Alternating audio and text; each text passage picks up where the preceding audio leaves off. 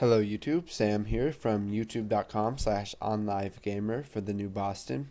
And in this tutorial we're going to be taking a look at the toolbox and some of the tools that we're going to be using throughout my tutorials.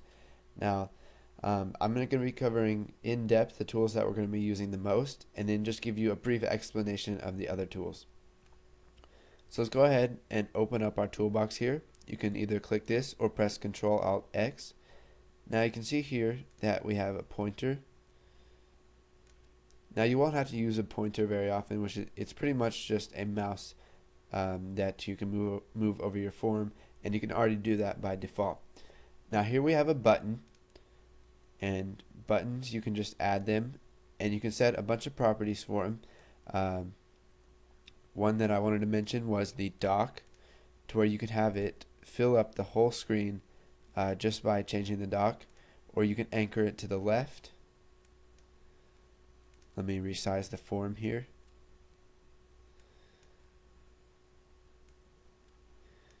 You can have it anchored to the left, or you can have it anchored to the right, or to the top, or to the bottom, anywhere you'd like. Now we've got a checkbox, and it has the check, and then it has a label next to it. Now you can take out this label and just leave a checkbox there if you want. We've got our checked list box, which is just a list of check marks, and you can add more check marks by changing the items in the collection. So just say hello, we'll add the new Boston, we'll add OnLive Gamer, and if we click OK, you can see here that it adds a couple check boxes to our checklist box. Let's go ahead and delete that, and we will delete the checkbox there. We've got a combo box, which allows you to arrow down and select from a certain number of items. Now this is useful if you want to put a text box, but you want to only let them use certain things. You would use a combo box. So let's say you're making a temperature converter. You can have it select the type of temperature it is. So instead of having them type it in themselves, you can just have them select from a combo box. We've got a date time picker, which can be used to, let's say you're making a calendar. You want to get the date and time that they set something. You can go ahead and do that. You got label, which is just a text label here, and all it does is just sit there. It doesn't move, it doesn't do anything, it just displays text on the form. Now we have link label, which can link the user to a website or something else. We have a list box, which is very useful. We're going to be using it a lot in my tutorials.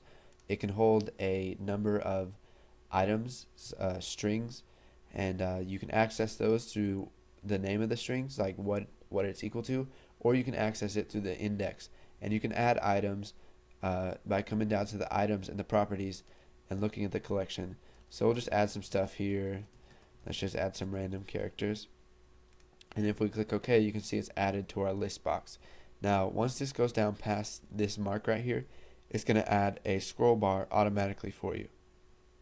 Now let's go ahead and delete this list box right here, and we'll come down to a list view, which is similar to a list box, but you can have it separated into multiple parts, and you'll be learning more about that when we create the favorites viewer. We have mask text box, we have a month calendar, we have a notify icon, which is an icon down in your system tray that can show balloon tips to people if something happens in your application. Got your numeric up down to where you can select numbers. Got picture box, progress bar, radio button. Got your rich text box, tooltip. So a tooltip is not, you cannot see it on your form, but you can set a tooltip and connect it to something. So let's say we have tooltip 1, we want to connect it to say hello. So whenever the user mouses over say hello for a set amount of time, a little tip will pop up and it'll tell them what that button does. We got tree view, we got a web browser, and then you've got a bunch of other stuff down here that we will use later on in other tutorials. We won't use all of it, but you can go ahead and play with some of them if you want to see what they do. We are going to be using a timer, which also, like the tooltip, is not shown on your form, but it's very useful, and we will be using it later on in other tutorials.